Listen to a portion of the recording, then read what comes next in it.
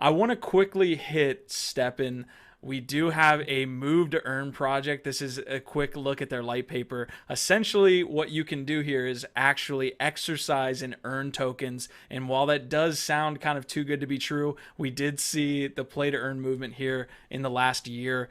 This is a quick run through of what you have to do to actually take part in this project here. So essentially, you're buying NFT shoes on this app that is both on Apple and Android. You essentially connect that with your GPS and within the app, and you can start earning a token called GST. You can then use that GST to upgrade to earn more, and then you can eventually swap that to Sol or USDC there, as you can see, swap to USDC. So this is on the Solana blockchain. I think that's another discussion we can have, but guys, I want to get your take. So you guys did a little bit of research before the episode here. What do you make of STEPN? Would you try it? And yeah, what do we think? So we did a play test on GM Web 3. One of our community leaders, Shabazz, shout out Shabazz, he went in and tested it out for us. So the one thing that I have to call out here, I don't see it on the website, they don't seem to communicate it very clearly, is that you are limited how much you can earn each day and how much you can actually like play or move to earn. And so to me, that's the reason that I'm not interested, is because it's built on Ponzi-nomics, and it's very difficult to actually make money because they cap you at like 15 or 20 minutes a day or something like that. So it costs you a bunch of money to buy in, get the NFTs, and then it's incredibly difficult for you to actually make that money back or money off of that. So I actually got an invite. My bad. I actually got an invite to this like a couple weeks ago, and it's very interesting because I started doing the research and I started looking and figuring out how does this work, like how do you maximize. And there's definitely like this whole play to like earn mechanic where it's like you get them to a specific level and you have a certain amount of shoes, right, to give point. You're only allowed to work, you only earn for 10 minutes when you start with one shoe, and then I think you have to like get like multiple shoes to up your amount of time that you can work out, quote unquote, every day. I will say that, for some people who like incentivization to create new habits, and money is that thing that talks to them. I do know some people who love it, right? Like I watched the videos. Obviously this thing changes as the token, price, it fluctuates, right? But as of 2 weeks ago when I was watching the videos, it, with the shoe that I ended up buying, which was like, I think, was like $600 for the shoe when you converted it and everything. It was gonna take me 28 consecutive days, 10 minutes a day to pay off the shoes, which, a month worth of walking for 10 minutes a day, like to pay off the investment. That's not bad. If I'm like, if that continued to flow for the next year, I mean, it eventually does work out to be a decent amount. But my thing is still, I personally think that play to earn, all these mechanics are very limited in their lifespan. I don't think that they last very long because like when people are done, using them to make money, they're going to like take all their money out and then move on to the next thing that they can use to make money. And it only works for so long, right? Before there's too many people who don't give a shit and then all start to pull their liquidity. And now the token tanks and then everyone else loses interest. Axie's dealing with it, right? Like, and so, yeah. So we have a question here in the chat too. How much money does the NFT cost? How much does the sneaker cost, Ronan? I know there's like a varying amount, but do you know the range? They vary, right? So like I think the lowest one when I was looking was right around like 400 or something like that. And I opted for like the 600 one because it was like, I watched the video and it was like, it was already a level 9. And because it was already a level 9, that meant that I was earning at a little faster pace.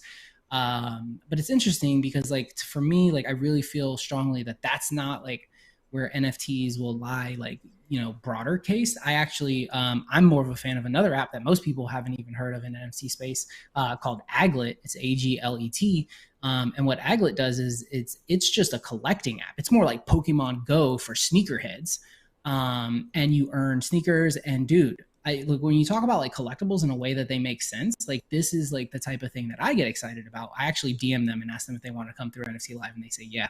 But like 3 weeks ago, they launched their very first NFT in the app, and it was like you paid for it with their in-app currency, and I think it was like it equated to something like $50 or something for an NFT, and then or I'm sorry, no, it was $200 for the NFT, but it included a physical shoe. It's the first time they've ever done, and so they're using this app, right, to create their own sneaker brand that's been virtual for the past 2 years since they launched. But they just launched it, or they're just getting ready to launch their first physical shoe, right? And it's attached to this NFT, and so like I'll get a physical shoe, and I've got the NFT that represents it and stuff. So to me, that's a cooler ecosystem because it's a longer, like it's a longer play. You're not like, it's not all about like walk this many amounts a day and earn these sneakers and do these things. It's just like collectible sneakers, and if you like them, like buy them with in-game currency. If not, like earn the currency by walking and opening these boxes along your daily walk. There's like 3 on my walk, right? Like I can open these boxes and they give me extra in-game currency. So it's interesting how they the different approaches. But yeah, I've got some questions in the chat, and then Savage, I definitely want to get your take here on STEPN. Nick Sorvis is saying 3 shoes equals 20 minutes, 9 shoes equals 45 minutes daily earning time. Michael Kendrick saying, given the long time capture ROI, do you think it's still worth getting into STEPN? So, Savage, I want to get your take here on the app, and then we can continue the convo on whether, I agree with Gift's point that like, we saw with Axie Infinity, we've seen some games that are play to earn not be sustainable. It's a very, very thin layer of ice there where you can go the wrong way very, very quickly. So, Savage, let me get your take here on STEPN, and then we'll continue. What scared me is it's on Solana. Like I have a huge bag of Solana. I love Solana, the token, but the fact that it's not fully launched yet makes it a little dangerous.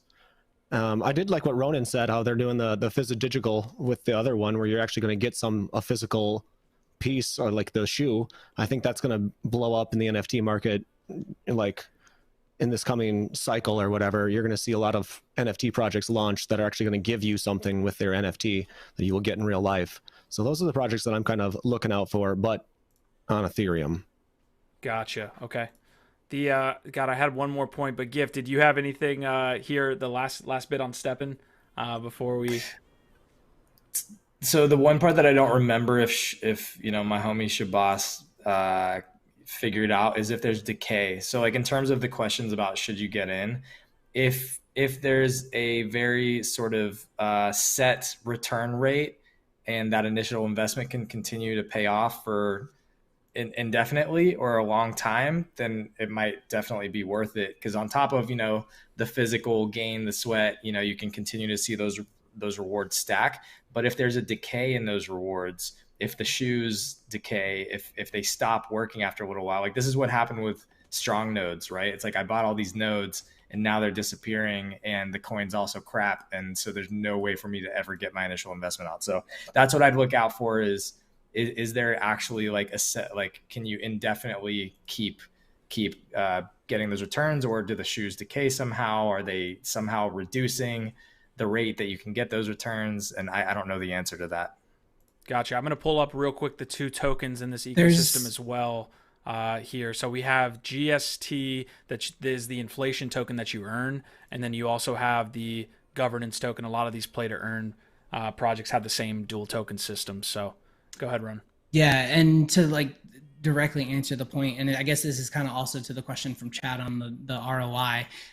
That's all going to be based on like the token, right? Like because do the shoes decay? Yeah, the shoes themselves decay, but like they decay to a point of like not being able to use them, but you can use the token to repair them. Right. So they try to create this ecosystem where it's like you're earning the token can be used to either cash out, or you can use it within their ecosystem to do things like, I think you can use it for leveling up. I think you use it for repairing shoes. I think you can use it for one other thing I was trying to look. You can update different statistics. There's like 4 statistics that you use in the app. Right. So they have like this whole ecosystem. And I think like, your ROI is not a set number. That number is directly associated with the token price, because you're going to earn the same amount of tokens every day based on how many shoes you currently own, right? So the math is kind of done in that way. I got a buddy. He's been doing it for, I think, 2 or 3 months now. He says at this point, it's literally paying his rent every month. But again, what time did he get in? What did he pay for those shoes? Did he buy it? Did he earn a bag before the price went up? Does he, the structure is 3 shoes is 10 minutes, 9 shoes is 20 minutes. And then whatever it was after that, or 3, 6, 9. So does he already own 9? You know what I mean? And if he owns 9, then that means he can get paid for 45 minutes worth of his time a day, which is giving him way more tokens than someone who only owns, up to 2 or 3 or whatever. So it's a lot of gamification, a lot of it. I will say that from what I understand, the token is holding pretty solid. It dipped pretty hard. But it's kind of been around the same point for the most part. Yeah, and this is just a fundamental piece here. Sorry, Savage, that I want to point out with these tokens. The governance token is the one that not financial advice. You don't want to be buying the inflationary token that people are earning every day. That's going to be GST. As you can see, down 91%. That's because it's the one that's being sold as people earn it. Whereas the governance token is going to be GMT, and it's not going to have as big a pullback, although it looks like it's mirroring the market a little bit. But go ahead, Savage. I do like that it's a mobile app, and I think that that's going to be where these different play-to-earn games are going to blow up. If you're available in Apple and Android, you're getting most of the market because everyone's already got that. If someone has to download a specific app to get into there, it makes marketing a whole lot harder. It's pretty easy to say, hop on the Apple Store, buy our app, start earning money. I do like that. That's a winner model right there. I'm really looking at mobile games that are doing the play to earn because I think they have a lot better chance of making it.